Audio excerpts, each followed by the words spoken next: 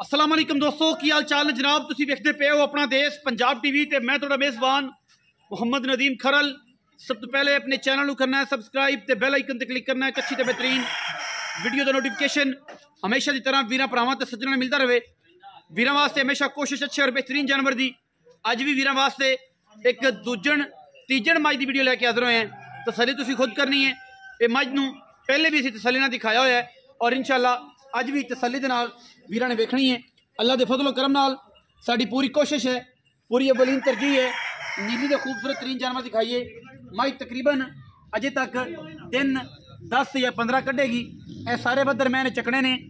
15 दिन मालिकां दा टाइम सी, अज 5 दिन हो गए मैं अजे 7 तो 8 दिन जो होर लै जाएगी। दोस्तों को मशवरा देने हैं, करनी उन्हें अपनी मर्जी होंगी दोस्तों ने, और साढ़े मशवरे मगर लगता तो कोई नहीं। ए मैं अगे भी कहा सी, हुण भी कहा कि जेड़ा वीर लै गया इंशाअल्लाह जमाना देखेगा, याद करेगा। अल्लाह के फजलो करम नाल साडी पूरी कोशिश। और नीली के खूबसूरत बेहतरीन जानवर मज गब्बन है, सूण च दिन लेंदी है। मालिक ने अज तो 5 दिन पहले 15 दिन कह सन और अज 5 दिन हो गए, 6 दिन मैं अजे तक कोई नहीं सुई। और मैं दे मगर जो बदर ने अल्लाह के फजलो करम नाल मैंने सार का डोडा चक के टुरना है। और मैं दे मगले रिकॉर्ड ने 17-18 किलो दे। मैं तो पुट्ठा 4 फुट का है, हड्डी मैनू एक माशाअल्लाह और चंगी खूबसूरत दरम्याने कदी प्योर नीली की मझ है। मैनू चड्डा उन्ना ही अगे है, उन्ना ही पिछे रुग रुग का खूबसूरत थन और जनाब बड़ा आला पंडा वाला वाना कढ़दी है। मैनू अख बिल्ली है, सिर कुंडा मथे जजी फुली अखा एक जवाब है, दूसरी सफेद चिट्टी है। और मैशा नस्ल जात वाली मैं सुबह मज नू तीसरा या दूसरा यदी तसली मेरे भाइयों ने खुद करनी है। और इंशाअल्लाह ये मझ जी है वीरां वास्ते इंतहाई कीमिया और खूबसूरत तरीन जानवर है। अल्लाह के फजलो करम नाल इंशाअल्लाह साडी कोशिश ते काबश हमेशा नीली के बेहतरीन जानवर विखाण दी है। और अज भी असीं इंशाअल्लाह वीरां वास्ते अच्छे जानवर और मकूल मुल्लां च लैके आने ने, जिहड़े लोग कहण कि यार ये जानवर वाकई ही इस रेट दा सी। और इंशाअल्लाह अपना देश पंजाब टीवी वीरां नूं हमेशा नीली के खूबसूरत बेहतरीन और वलैती जानवरों की कलैक्शन दिंदा है। और रेट अज भी इंशाअल्लाह बड़ा मकूल है, वही रेट है, कोई वध नहीं कोई घट नहीं। और पूरे रेट मुनासिब भी ते पूरे रेट भी मैं इंशाअल्लाह सार चक देगी, ये गारंटी साडी है।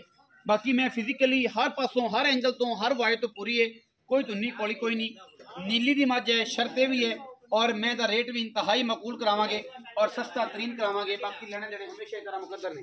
अपना देश पंजाब टीवी ने वीरां नूं हमेशा नीली के खूबसूरत और बेहतरीन जानवरों की कलैक्शन की अक्सी की है। और अज भी इंशाअल्लाह असी नीली वास्ते मेहनत करांगे और इंशाअल्लाह नीली के खूबसूरत तरीन जानवर जोड़े ने वो वीरां नूं शौक करावांगे।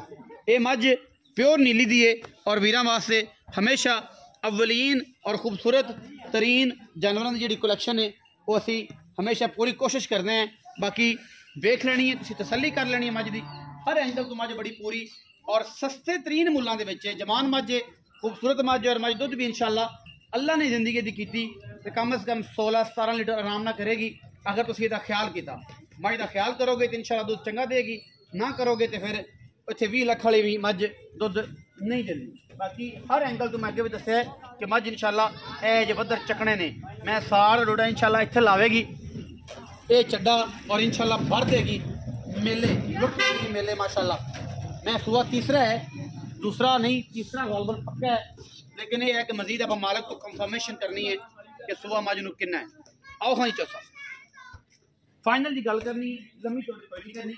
ते ये जनाब दसो अस्सलाम वालेकुम। वालेकुम सलाम जी। भाईजान की हाल चाल? अल्लाह दा शुक्र भाईजान। चौधरी ताज के छोटे भाई चौधरी रियाज गुजर जी सर।